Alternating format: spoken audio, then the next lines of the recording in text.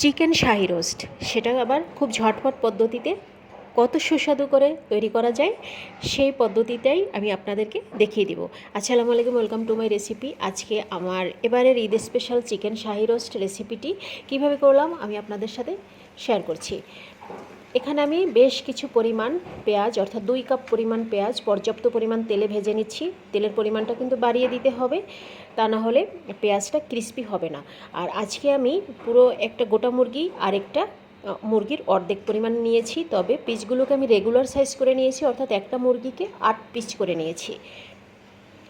তো এদিকে পেঁয়াজটাকে আমি প্রথমে ভেজে নিব, একদম গোল্ডেন করে ভেজে নিব। ভাজা হয়ে গেছে, এখন আমি তুলে নিচ্ছি। তুলে এটাকে কিন্তু গরম অবস্থায় হাতে গুঁড়ো করে রেখে দিতে হবে। এরপর একটি ব্লেন্ডার জারে আমি টক দই, কাজু বাদাম, কাঠবাদাম, কিশমিশ এবং 1 চা চামচ পরিমাণে শাহি জিরা দিয়ে দিচ্ছি। আমি এখানে বাদাম নিয়েছি 1.5 টেবিল চামচ পরিমাণ এবং কিশমিশ 1 টেবিল চামচ পরিমাণ, আর টক দই দিয়েছি 1.5 কাপ। এটাকে খুব ভালোভাবে ব্লেন্ড করে নিয়েছি। আর যাদের ব্লেন্ডার নেই তারা টক দই বাদে বাকি উপাদানগুলো আপনারা শিলপাটায় বেটে নেবেন। এরপর টক দইয়ের সাথে খুব ভালোভাবে ফেটিয়ে মাংসের সাথে মিশিয়ে দেবেন। তো এখানে আমি মিশ্রণটি দেওয়ার পর দিয়ে দিচ্ছি 3 টেবিল চামচ পেঁয়াজ বাটা, 2 টেবিল চামচের মতো রসুন বাটা এবং 3 টেবিল চামচ পরিমাণে আদা বাটা। দিয়ে দিচ্ছি পরিমাণ মতো লবণ, দিয়ে দিচ্ছি পরিমাণ মতো লাল মরিচের গুঁড়া, ঝালটা আর একটু বাড়িয়ে কমিয়ে দিতে পারেন। এরপর দিয়ে দিচ্ছি 1.5 টেবিল চামচ ধনিয়া ও জিরার গুঁড়ো, 1/2 চা চামচ পরিমাণে জায়ফল গুঁড়ো এবং 1/2 চা চামচ পরিমাণে গরম মশলা। এটাকে খুব ভালোভাবে মাংসের সাথে মিশিয়ে আমি প্রায় 1 ঘন্টার মতো ম্যারিনেট করে রেখেছিলাম।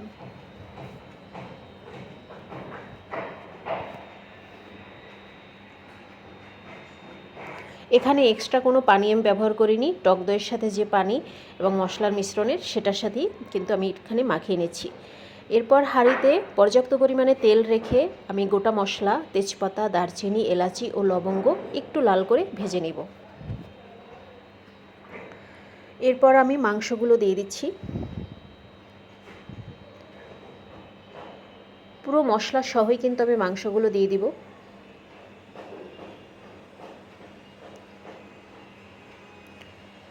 অনেকেই চিকেনটা আগে থেকে ভেজে নেন, বাট আমি এখানে কিন্তু চিকেনটা না ভেজেই একবারই মশলা সহ দিয়ে দিচ্ছি।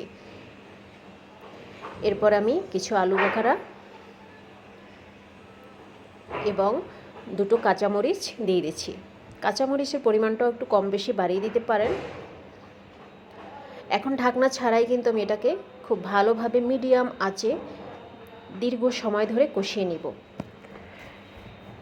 সর্বত্রই কিন্তু নড়াচড়ার উপরই রাখতে হবে, তা না হলে নিচে গ্রেভি ধরে যাবে।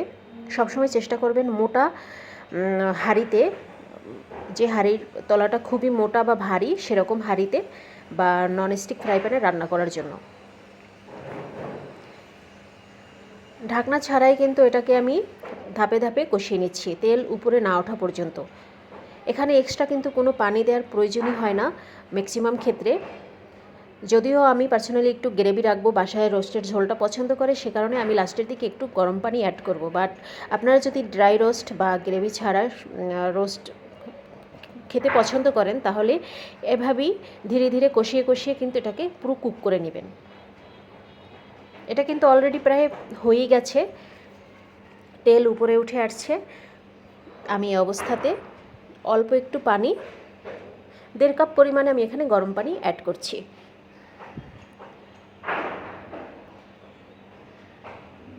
এখন নেড়েচেড়ে মিশিয়ে দিচ্ছি।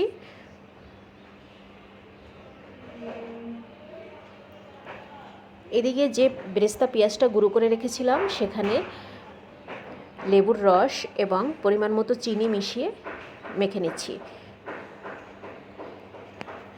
ঝাল রোস্ট, তবে একটু মিষ্টি ফ্লেভার থাকবে হালকা, যেটা টেস্ট অনেক বেশি বৃদ্ধি করবে।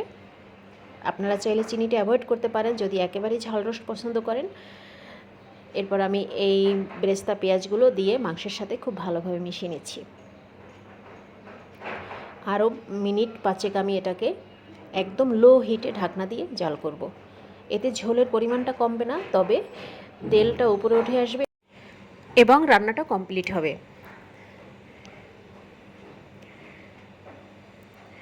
আমি চুলাটা অফ করে দিব এখন। আমার রান্না কিন্তু অলরেডি শেষ। মাশাআল্লাহ, অনেক সুন্দর একটি ঘ্রাণ বের হচ্ছে, যেটা আপনারা স্ক্রিনে পাচ্ছেন না। চুলাটা অফ করে আমি এখানে উপর থেকে 1 টেবিল চামচ পরিমাণে গাওয়া ঘি দিয়ে দিচ্ছি। ঘিটা খাঁটি দেওয়ার চেষ্টা করবেন। এখন আমি সার্ভ করে দেখাচ্ছি ইয়াম্মি শাহি চিকেন রোস্ট।